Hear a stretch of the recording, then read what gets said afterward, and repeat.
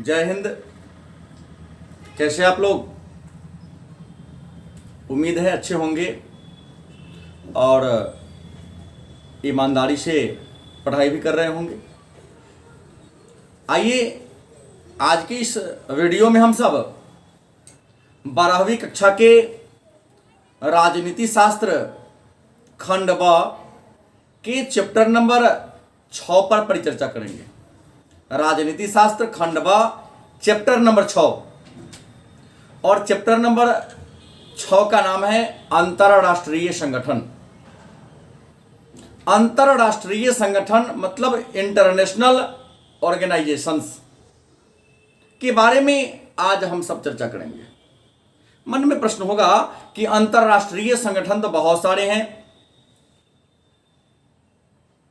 तो आज हम सब जिस अंतरराष्ट्रीय संगठन के बारे में चर्चा करेंगे उसका नाम है संयुक्त राष्ट्र संघ, यूएनओ, यूनाइटेड नेशन ऑर्गेनाइजेशन। ध्यान देंगे, संयुक्त राष्ट्र संघ, संयुक्त राष्ट्र संघ, यूएनओ, यूनाइटेड नेशंस ऑर्गेनाइजेशन, संयुक्त राष्ट्र संघ, जिसकी स्थापना 24 अक्टूबर 1945 ईस्वी को दूसरे महायुद्ध की समाप्ति के बाद विश्व में शांति व्यवस्था को स्थापित करने के लिए किया गया था। ध्यान देंगे, दूसरे महायुद्ध के बाद, दूसरे विश्व युद्ध की समाप्ति के बाद विश्व में शांति व्यवस्था को बनाए रखने के लिए, शांति की बहाली के लिए 24 अक्टूबर 1945 ईस्वी को संयुक्त राष्ट्र संघ, यूएनओ, यूनाइटेड नेशन ऑर्गेनाइजेशन की स्थापना की गई थी। संयुक्त राष्ट्र संघ, जिसका मुख्यालय अमेरिका के न्यूयॉर्क शहर में मैनहट्टन नामक द्वीप पर है। प्रारंभिक सदस्य 51 थे। हालांकि समझौता पत्र पर 50 सदस्यों ने हस्ताक्षर किया था, लेकिन 51वां सदस्य के रूप में पोलैंड ने एक दिन के बाद सिग्नेचर कर दिया। तो प्रारंभिक सदस्यों की संख्या 51 और वर्तमान समय में संयुक्त राष्ट्र संघ में सदस्यों की संख्या 193। संयुक्त राष्ट्र संघ की जो कार्रवाई होती है, जो कार्य होती है, वह अंग्रेजी और फ्रेंच भाषा में होती है। लेकिन अंग्रेजी और फ्रेंच के अलावे चीनी, रशियन, अरबी और स्पेनिश, इन भाषाओं में भी संयुक्त राष्ट्र संघ की कार्रवाई होती है। संयुक्त राष्ट्र संघ जो शब्द है, यह शब्द अमेरिका के राष्ट्रपति, मतलब उस समय जिस समय इसकी स्थापना हुई थी 45 में, उस समय अमेरिका के राष्ट्रपति फ्रैंकलिन डी रूजवेल्ट थे। तो फ्रैंकलिन डी रूजवेल्ट ने ही संयुक्त राष्ट्र संघ नामक शब्द दिया था। प्रश्न है कि आखिर संयुक्त राष्ट्र संघ की स्थापना क्यों की गई? क्या संयुक्त राष्ट्र संघ से पहले कोई अंतरराष्ट्रीय संगठन था या नहीं था? तो आपको बता दें कि संयुक्त राष्ट्र संघ के स्थापना के पूर्व भी एक अंतरराष्ट्रीय संगठन था। आप सभी जानते हैं कि 1914 ईस्वी में प्रथम विश्व युद्ध प्रारंभ हुआ और 1918 ईस्वी तक चला। तो प्रथम विश्व युद्ध की समाप्ति के बाद विश्व में शांति व्यवस्था को स्थापित करने के लिए लीग ऑफ नेशन मतलब राष्ट्र संघ की स्थापना की गई। लेकिन जिन उद्देश्यों को मानकर, जिन उद्देश्यों को स्थापित करने के लिए लीग ऑफ नेशन राष्ट्र संघ की स्थापना 10 जनवरी 1920 ईस्वी को की गई, राष्ट्र संघ अपने उस उद्देश्यों को पूरा करने में सफल नहीं रहा और इसका परिणाम यह हुआ कि 1939 ईस्वी में दूसरा विश्व युद्ध प्रारंभ हो गया। राष्ट्र संघ की असफलता के कारण 1939 ईस्वी में दूसरा विश्व युद्ध प्रारंभ हो गया। 1939 से 1945 ईस्वी तक चला। तो दूसरे विश्व युद्ध जब चल रहा था, युद्ध इतनी भी भयानक रूप धारण कर लिया था कि जापान ने अमेरिका के पर्ल हार्बर जैसे नौसैनिक अड्डा को ध्वस्त कर दिया। तो उसी एक तरफ जहां युद्ध चल रहा था, उसी विषम परिस्थिति में विश्व के प्रमुख देश जैसे अमेरिका, सोवियत रूस, फ्रांस, चीन, इन सब देश के प्रतिनिधियों ने विश्व के अलग अलग स्थानों पर मीटिंग बुला करके एक विचार विमर्श किया कि आखिर एक ऐसे संगठन की हमें जरूरत है, एक ऐसे संस्था की हमें जरूरत है जो विश्व में शांति व्यवस्था को कायम कर सके, जिसका विश्व के सभी देशों पर वर्चस्व हो, अधिकार हो, उसका कहना सबको मानने के लिए बाध्य किया जा सके। तो आइए चर्चा करते हैं कि संयुक्त राष्ट्र संघ की स्थापना के पहले कौन कौन सी समझौता, कौन कौन सी संधियां और कहां कहां मीटिंग हुई थी। तो संयुक्त राष्ट्र संघ की स्थापना के क्रम में जो सबसे पहला मीटिंग हुआ था उसका नाम था एटलांटिक चार्टर। संयुक्त राष्ट्र संघ की स्थापना के लिए जो सबसे पहली बार मीटिंग हुई थी, जो सबसे पहली बार बैठक बुलाई गई थी, उसका नाम था एटलांटिक चार्टर। और एटलांटिक चार्टर की घोषणा 14 अगस्त 1941 ईस्वी में की गई थी। इस बैठक में इंग्लैंड के प्रधानमंत्री विंस्टन चर्चिल और संयुक्त राज्य अमेरिका के राष्ट्रपति फ्रैंकलिन डी रूजवेल्ट हिस्सा लिए थे। इस बैठक में यह तय किया गया था कि एक ऐसे संगठन की हमें जरूरत है, एक ऐसे संगठन की स्थापना करना हो, एक ऐसे वैश्विक या अंतर्राष्ट्रीय कानून की हमें निर्माण की जरूरत है जिसके तहत कोई देश दूसरे के मामले में हस्तक्षेप न करे, एक दूसरे की संप्रभुता की रक्षा करे, सभी को अपनी इच्छा के अनुसार अपने वक्तव्य, अपना विचार देने का पूरा पूरा अधिकार है। इन बातों की चर्चा 14 अगस्त 1941 को आयोजित की गई एटलांटिक चार्टर में हुई थी। एटलांटिक चार्टर के बाद 1 जनवरी 1942 ईस्वी को संयुक्त राष्ट्र घोषणा की गई थी। संयुक्त राष्ट्र घोषणा में अमेरिका के राष्ट्रपति फ्रैंकलिन डी रूजवेल्ट, ब्रिटेन के प्रधानमंत्री विंस्टन चर्चिल और सोवियत संघ के प्रतिनिधि थे। राष्ट्रपति या प्रधानमंत्री नहीं आए थे, एक प्रतिनिधि थे, लिटविनोव सोवियत रूस के प्रधानमंत्री आए थे, और चीन के भी एक प्रतिनिधि थे जिनका नाम था सुंग। इन लोगों ने बैठकर संयुक्त राष्ट्र घोषणा पत्र में यह तय किया कि संसार में जितने भी शांति के प्रेमी देश हैं, जितने भी देश शांति को स्थापित करना चाहते हैं, वे सारे देश आपस में मिलकर एक संगठन का निर्माण करें, और जो देश किसी के संप्रभुता का हनन करता है, किसी के संप्रभुता का सम्मान नहीं करता है, उसके विरुद्ध सैन्य कार्रवाई करेंगे और विश्व में शांति व्यवस्था का कायम करेंगे। उसके बाद अक्टूबर नवंबर 1943 में रूस के मॉस्को में मीटिंग बुलाई गई थी। इसमें अमेरिका, ब्रिटेन, रूस, चीन, अमेरिका, ब्रिटेन, रूस, चीन, इन चार देशों के विदेश मंत्रियों ने अक्टूबर नवंबर 1943 में रूस के मॉस्को शहर में मीटिंग बुलाई थी, और इसमें भी विश्व में शांति व्यवस्था को स्थापित करने के लिए बात किया गया था। इसके अलावा नवंबर 1943 में तेहरान में मीटिंग बुलाई गई थी, और तेहरान सम्मेलन में, तेहरान की मीटिंग में रूजवेल्ट, चर्चिल और स्टालिन, रूजवेल्ट अमेरिका के, चर्चिल ब्रिटेन के और स्टालिन सोवियत रूस के प्रधानमंत्री थे, उन्होंने हिस्सा लिया था। और सबने यह वचन लिया कि हम सब बड़े देशों का कर्तव्य है कि छोटे छोटे राष्ट्रों के सुरक्षा का जिम्मा अपने ऊपर ले ले। तेहरान सम्मेलन के बाद डम्बार्टन ओक्स सम्मेलन, इसका आयोजन 7 अक्टूबर 1944 ईस्वी को किया गया, और 7 अक्टूबर 1944 को डम्बार्टन ओक्स सम्मेलन में अमेरिका, ब्रिटेन, रूस, चीन, इन देशों के प्रतिनिधियों ने हिस्सा लिया था। और डम्बार्टन ओक्स सम्मेलन में पहली बार तय किया गया था, डम्बार्टन ओक्स सम्मेलन में यह तय किया गया था कि संयुक्त राष्ट्र संघ में कितने अंग हो, 4 अंगों के बारे में चर्चा किया गया था। महासभा, सुरक्षा परिषद, अंतर्राष्ट्रीय न्यायालय और सचिवालय, मात्र 4 अंगों को स्थापित करने की इसमें क्या किया गया था, बात किया गया था। और इस देश की, विश्व की जो महाशक्तियां हैं वे इसमें शामिल हो और विश्व में शांति व्यवस्था को स्थापित करने का काम करें।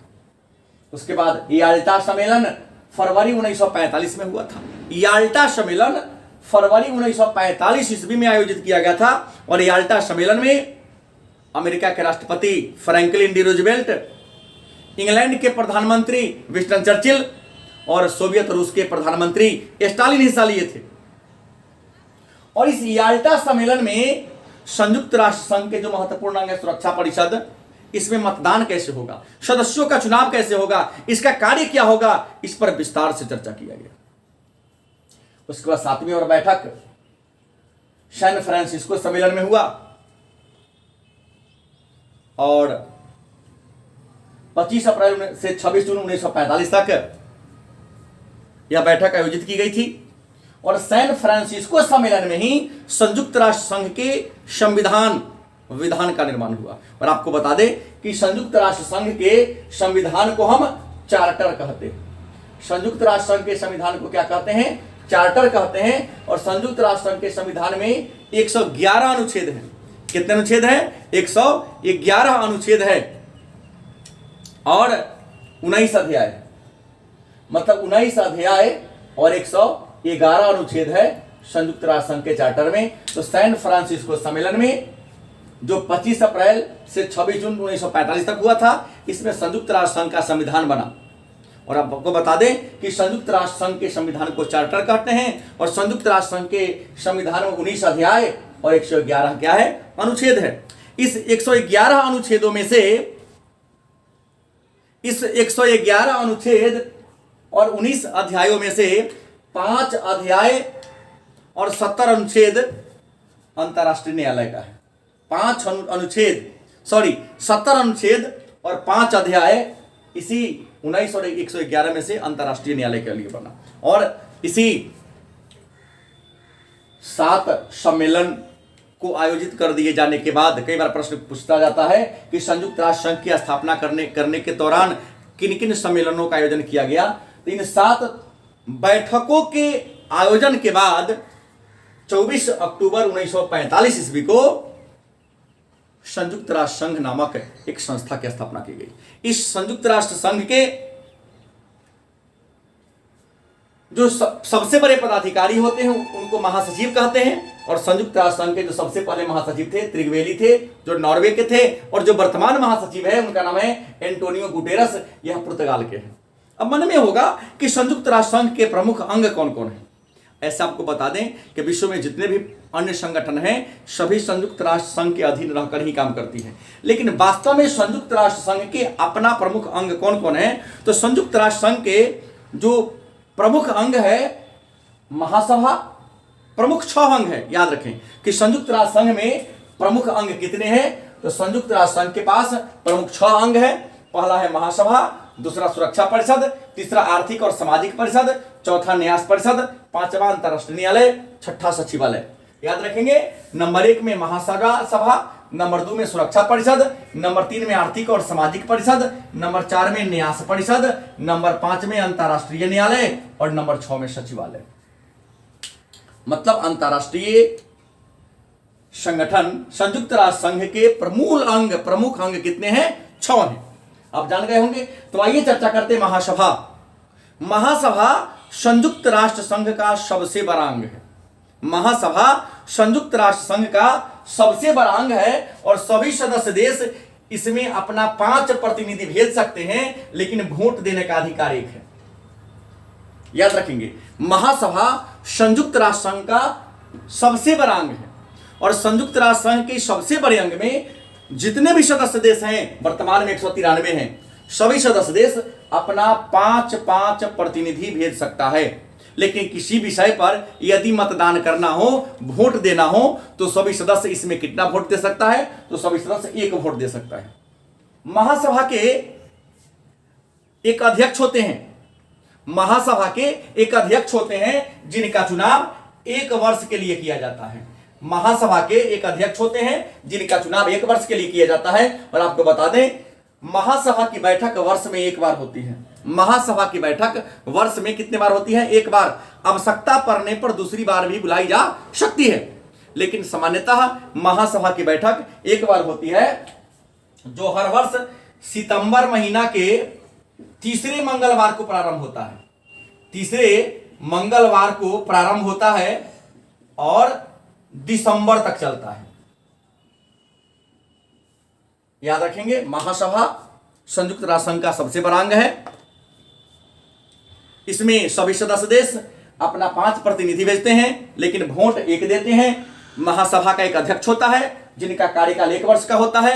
महासभा की बैठक सामान्यतः वर्ष में 1 बार बुलाई जाती है, जो सितंबर महीना के तीसरे मंगलवार से आयोजित होता है और दिसंबर तक चलता है। तीसरे मंगलवार को प्रारंभ होता है और दिसंबर तक चलता है। इसका काम क्या है? तो महासभा का काम है विश्व में शांति व्यवस्था को बनाए रखना, निशस्त्रीकरण को बढ़ावा देना, सदस्य देशों के बीच समन्वय की स्थापना करना, सुरक्षा परिषद के 10 अस्थायी सदस्यों का निर्वाचन करना, आर्थिक और सामाजिक परिषद के 54 सदस्यों का निर्वाचन करना और अंतर्राष्ट्रीय न्यायालय में के जो 15 जज होते हैं उन 15 जजों की नियुक्ति करना। दूसरा है सुरक्षा परिषद।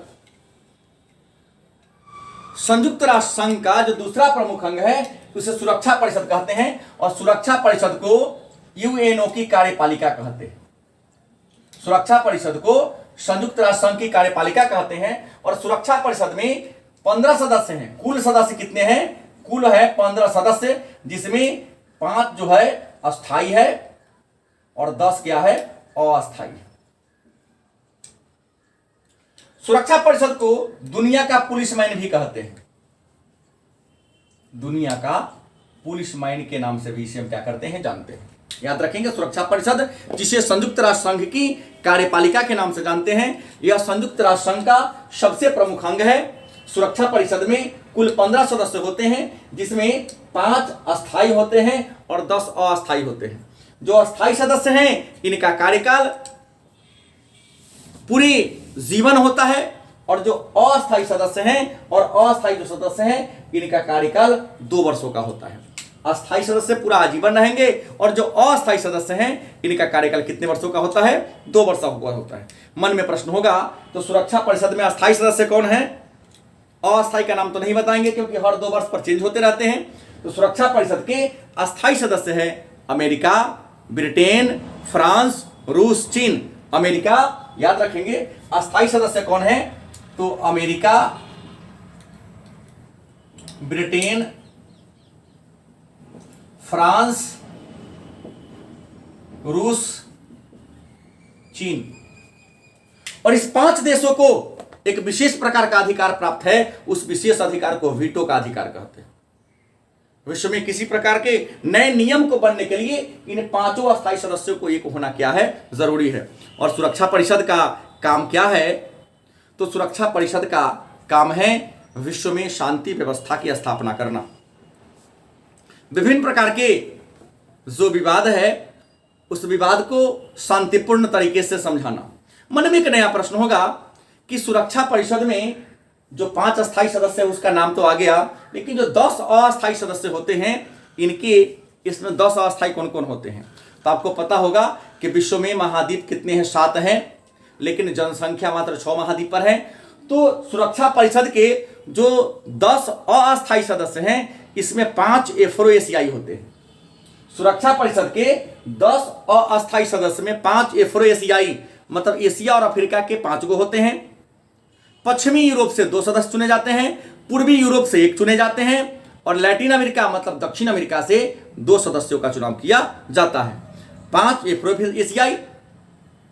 एफ्रो एशिया कितने होते हैं? 5। पश्चिमी यूरोप 2, पूर्वी यूरोप 1, मतलब एफ्रो एशिया के 5 और यूरोप के हो गया 3, 2 पश्चिमी और 1 पूर्वी। तो 5 3 8 हो गए और 2 हो गए लैटिन अमेरिका के मतलब दक्षिण अमेरिका महादेश के। काम क्या है सुरक्षा परिषद का? तो सुरक्षा परिषद का काम है अंतर्राष्ट्रीय विवाद को दूर करना, आक्रामक देश के विरुद्ध कार्रवाई करना, महासभा के सामने वार्षिक रिपोर्ट पेश करना, अंतर्राष्ट्रीय न्यायालय के नियमों को लागू करना, आक्रामक देश के विरुद्ध सैन्य कार्रवाई करना और संयुक्त राष्ट्र संघ में यदि कोई देश सदस्य बनना चाहता है तो उसकी सिफारिश करना। अब अगला है कि आर्थिक और सामाजिक परिषद।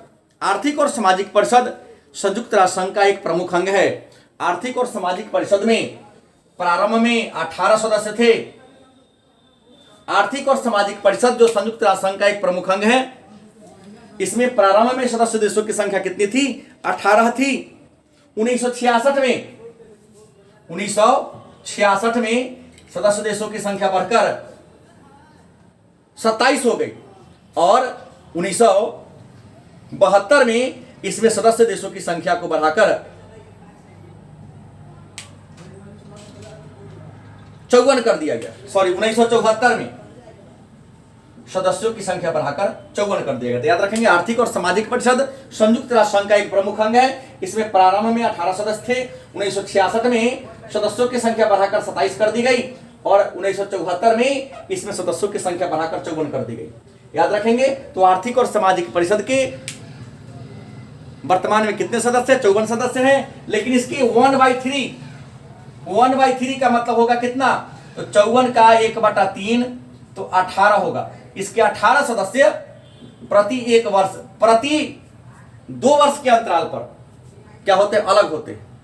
और आर्थिक और सामाजिक परिषद का एक अध्यक्ष होते हैं जिनका कार्यकाल कितने वर्षों का होता है? 1 वर्षों का होता है। और आर्थिक और सामाजिक परिषद में जो सदस्य चुने जाते हैं, आर्थिक और सामाजिक परिषद के सदस्यों का कार्यकाल 3 वर्षों का होता है। आर्थिक और सामाजिक परिषद के सदस्य का कार्यकाल 3 वर्षों का होता है, लेकिन जो अध्यक्ष होते हैं, अध्यक्ष का कार्यकाल 1 वर्षों का होता है। और हर वर्ष माने हर वर्ष 1/3 सदस्य क्या होते हैं? इसमें से हट जाते हैं। काम क्या है? तो विश्व में शिक्षा, संस्कृति, स्वास्थ्य से संबंधित सारे क्षेत्र में काम करना। आर्थिक और सामाजिक परिषद का क्या काम है? तो सामाजिक, सांस्कृतिक, आर्थिक, शैक्षणिक क्षेत्र में और स्वास्थ्य के क्षेत्र में क्या करना? विश्व के लिए काम करना। उसके बाद न्यास परिषद। न्यास परिषद भी संयुक्त राष्ट्र संघ का एक प्रमुख अंग है। न्यास परिषद संयुक्त राष्ट्र संघ का क्या है? एक प्रमुख अंग है। और न्यास परिषद की स्थापना के लिए सैन फ्रांसिस्को सम्मेलन ने विचार आया था। सैन फ्रांसिस्को सम्मेलन के द्वारा संयुक्त राष्ट्र संघ में न्यास परिषद की स्थापना करने की बात आई थी, क्योंकि डम्बार्टन ओक सम्मेलन में तो मात्र 4 अंग की स्थापना की बात कही थी, लेकिन सैन फ्रांसिस्को सम्मेलन में न्यास परिषद को स्थापित करने की क्या की गई थी? बात की गई थी। और न्यास परिषद में ही अंतर्राष्ट्रीय न्यायालय की स्थापना की बात की गई थी। तो न्यास परिषद और अंतर्राष्ट्रीय न्यायालय सैन फ्रांसिस्को सम्मेलन 1945 में अस्तित्व में आया। इससे पहले मात्र 4 थे: महासभा, सुरक्षा परिषद, आर्थिक और सामाजिक परिषद और सचिवालय। यह आया न्यास परिषद जो संयुक्त राष्ट्र संघ का प्रमुख अंग है। इसका काम क्या है? तो प्रशासनिक अधिकारियों को अपना वार्षिक रिपोर्ट पेश करना, महासचिव की सहमति से न्यासी क्षेत्र का, मतलब जिन जिन देशों में इसका न्यास क्षेत्र है वहां पर दौरा करना और न्यास के समझौता के अनुकूल सभी प्रकार की कार्रवाई करना। उसके बाद अगला आता है अंतर्राष्ट्रीय न्यायालय। अंतर्राष्ट्रीय न्यायालय जो संयुक्त राष्ट्र संघ का एक न्यायिक अंग है। इसका काम है कि यदि 2 देश आपस में किसी मुद्दे पर लड़ाई झगड़ा कर रहे हैं तो उन 2 देशों के बीच मध्यस्थ बनकर उनके विवाद को क्या कर देना? दूर कर देना। और आपको बता दें, अंतर्राष्ट्रीय न्यायालय की स्थापना का विचार सैन फ्रांसिस्को सम्मेलन में लिया गया था। सैन फ्रांसिस्को सम्मेलन में अंतर्राष्ट्रीय न्यायालय को स्थापित करने की बात की गई थी। अंतर्राष्ट्रीय न्यायालय में 15 जज होते हैं। कितने जज होते हैं? 15 जज होते हैं। और इनका कार्यकाल होता है 9 वर्ष का। इनका कार्यकाल होता है।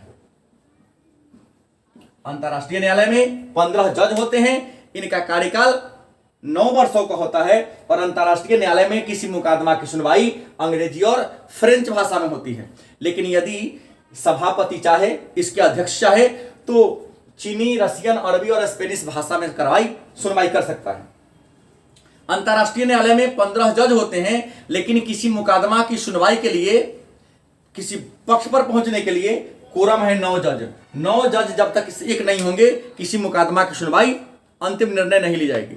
प्रश्न होगा तो अंतर्राष्ट्रीय न्यायालय में जो जज होते हैं, याद रखेंगे, एक देश के 1 से अधिक जज नियुक्त नहीं किए जाते हैं, अलग अलग देश के चुने जाते हैं।